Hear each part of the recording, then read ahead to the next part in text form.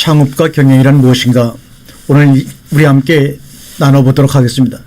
경영이란 말은 사업뿐만 아니라 가정이나 인생을 도울 때도 자주 등장하는 말인데, 과연 경영이란 무엇인가 한마디로 표현해보자면 보이지 않는 것을 보는 것, 즉 남이 보지 못하는 세계를 보고 보여진 그 세계를 드러내는 과정이라고 정의하고 싶습니다.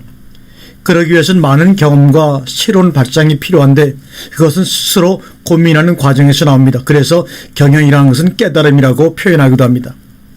문제가 생기면 최소한 5번 정도는 왜? 라는 질문을 스스로에게 던지고 그 원인을 분석한 후 대화로 풀어나가야 합니다. 그런데 현대인들은 너무나 조급해져 그 문제에 대한 새로운 발상이나 깨달음을 얻기 전에 너무나 먼저 말을 해버리므로 그 스스로 그 말에 울매에 갇혀버려 나오지 못하는 경우가 종종 발생합니다. 자기 가치 혹은 자기 경험에 의존해서 생각하는 습관을 이제는 버려야 합니다.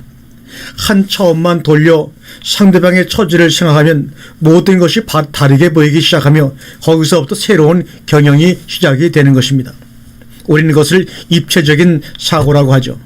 입체적 사고가 습관이 되면 일석이조가 아니라 일석오조가 됩니다. 나무를 심을 때 나무 한 그루만 심으면 그 가치는 몇십만 원에 지나지 않지만, 나무가 모여 숲을 이루면 제목뿐만 아니라 홍수반지, 쉼터 제공 등 여러 효과를 거두게 되고 재산 가치도 엄청나게 커지는 거죠. 나무를 심더라도 숲을 생각하며 심는 것, 이것이 바로 입체적인 사고입니다. 이제부터는 평면적인 사고에서 입체적인 사고의 틀을 바꾸어 살아야 합니다. 미국에 있는 디즈니의 경영 방식을 보면 쉽게 이해할 수도 있을 것입니다. 디즈니 경영자들은 종업원을 출연진이라는 뜻의 게스트 멤버라 부르고, 고객에 대해서는 집에 초대한 손님이라는 뜻의 게스트라고 부릅니다. 칭호 하나에도 미래의 먼 숲을 바라보는 경영의 철학이 담겨 있는 것을 우리는 알 수가 있습니다. 그러면 우리가 성공 창업을 하려면 어떻게 했냐? 화기생제해야 된다. 이렇게 4개의 한문으로 얘기할 수 있습니다. 화기생제란 마음이 고와야, 마음이 통해야 재물이 태어난다는 뜻입니다. 마치 사랑하는 남녀가 서로 지극히 사랑해서 자녀를 낳아야 하며 그 자녀가 잘 성장하여 또 자녀를 낳고 해서 집안이 번창해지는 것과 같은 의미의 말입니다. 그러기 위해서는 화기생제하기 위해서 첫 번째로 나토족이 되지 말아야 한다. 이 말이 무슨 말이냐? 나토, 여기서는 no action talk only, 행동하지 않고 말만 하는 족속을 나토라고 합니다. no action talk only. 둘째, 우리가 살다 보면 정말 필요한 일이 생기고 필요한 것이 있습니다.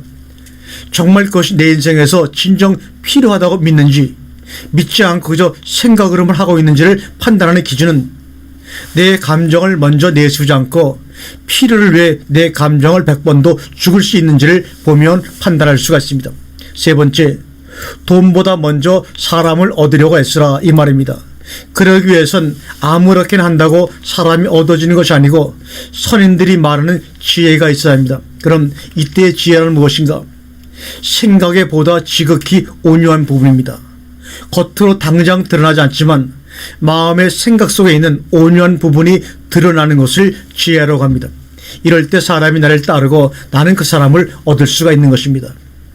이렇게 지혜가 충만한 사람들은 만나는 사람들의 가슴속에 화학변화 같은 충격을 줍니다. 그러므로 지금부터는 세운 뜻을 이루기 전에는 물러서지도 말고 죽지도 말아라. 일단 경쟁을 하면 절대 물러서지 마라. 왜냐하면 경쟁에서 낙오하면 거기서 끝나는 것이 아니라 낙오자들만의 경쟁이 기다리고 있기 때문입니다. 그 경쟁은 우리를 더욱더 힘들게 할 뿐입니다. 이제부터 우리는 하나님과 함께 하실 수가 있습니다. 여러분은 이제부터 혼자가 아니라 하나님과 함께 이 창업의 길을 도전해 나가야 합니다. 하나님께서 여러분의 마음속에 오시게 되면 생각보다 지극한 온유의 부분들을 여러분의 마음속에 더욱더 확장시켜 줄 것입니다. 그 온유한 마음들이 여러분을 사람으로 만들려고 하는 그 사람들에게 감동과 충격을 주는 것입니다.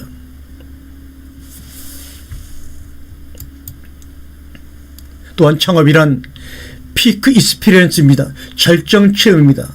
우리가 창업을 할 때 절정인 체험이 없이 창업을 한다는 것은 정말로 무모한 일입니다. 그러면 창업이 절정 체험이라니 그게 무슨 엉뚱한 소리냐고 반문할 분이 계시죠. 그러나 분명 창업은 어려운 길이지만 지금까지 경험해보지 못한 인생의 새로운 절정 체험을 할 수 있는 복된 기회입니다. 절정 체험이란 인생의 오르가즘 경험이라고도 할 수가 있습니다. 절정 체험이란 말을 영어로 표현한 피크 익스피리언스입니다. 즉 체험의 한계까지를 경험하는 것을 말하죠. 창업을 준비하면서 아니 현재 창업을 하고 계시다면 어떻게 하면 나도 절정 체험을 할 수 있을까 잠시 하시던 일을 멈추고 생각해 보시길 바랍니다. 그것은 먼저 창업을 시작하기 전에 생각으로 내가 가고자 하는 창업의 가정부터 목표 지점까지 세밀하게 마음의 눈으로 보이기 시작해서 본다로 상이 맺힐 때까지 늘 시간을 정해놓고 생각하고 보는 것을 의미하는 것입니다. 그러면 보인 그 상이 당신을 그 자리에까지 인도해 가는 것을 경험하게 될 것입니다.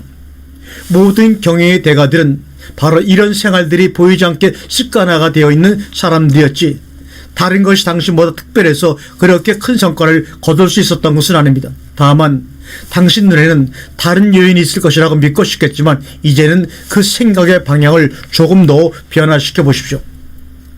디즈니랜드를 방문하면 이런 글귀가 걸려있는 것을 볼 수가 있습니다. 꿈꿀 수 있다면 달성이 가능하다. If you can dream it, you can do it.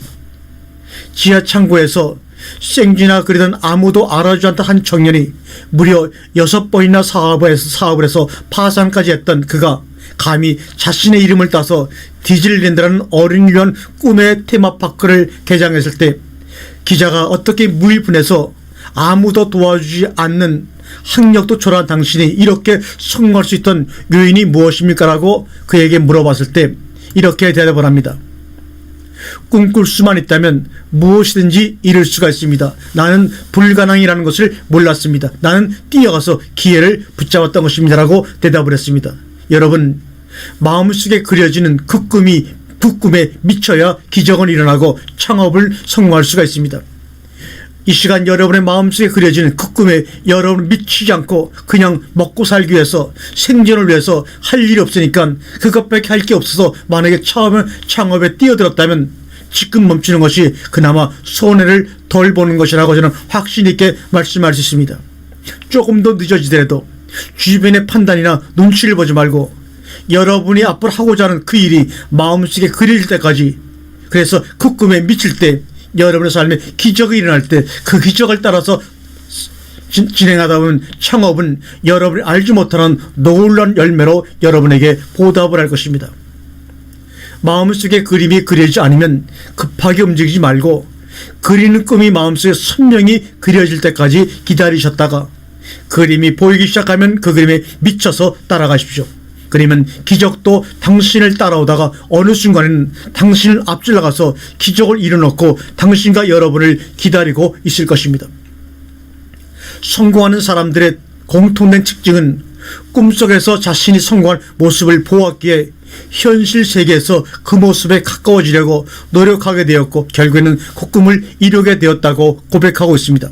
그러나 문제는 어렵고 힘들고 돈이 들어간 일을 시키면 빌려가면서까지 하던 사람들이 이렇게 누구나 크게 성공할 수 있는 검증된 원리를 제공하면 받아들이지 않는다는 데 있습니다.